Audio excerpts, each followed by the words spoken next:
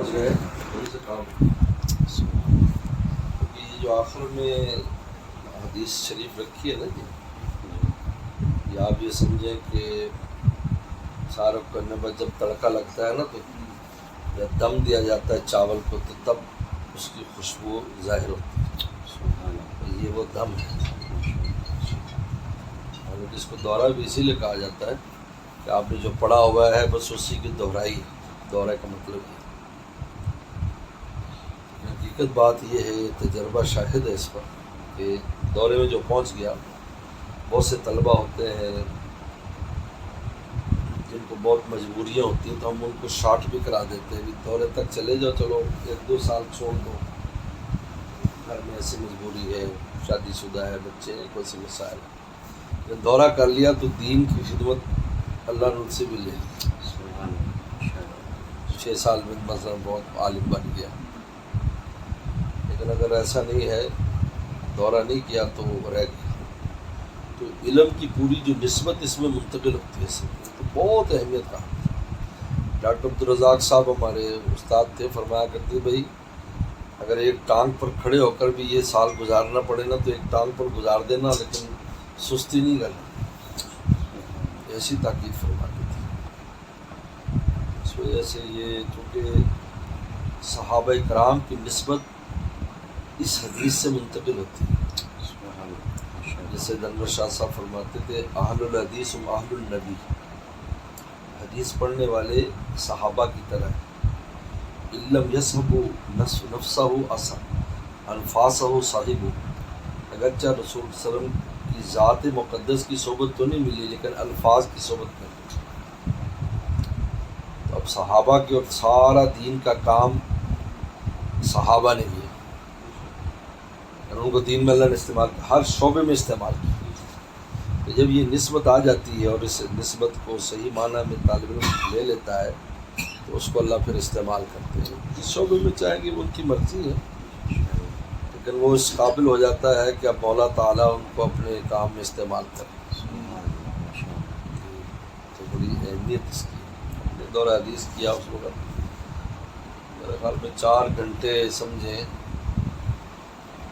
سونے کا دوران، یہ 24 گھنٹے، کہ بہت سے طلبہ تھے دار حدیث میں ہی پڑے رہتے تھے، ہمارے کمروں کے ساتھی تھے، تو کپڑے انہوں نے کہا تھا ہم نے جانے ہی نہیں،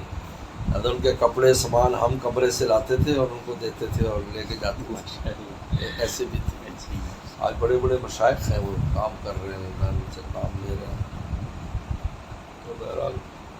اللہ نے یہاں تک پہنچا دیا ہے، تو 20 سال کو جو بھی بتایا ہے وقت پڑھنے پڑھانے میں حدیث کو آپ یعنی ہر وقت حدیث ہی حدیث ہے، اس لیے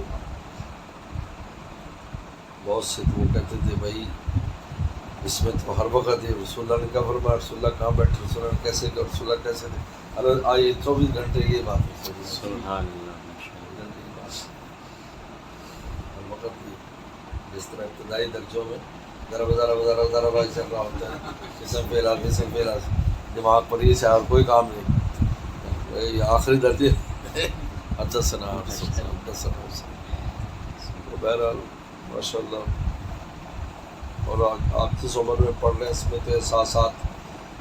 چونکہ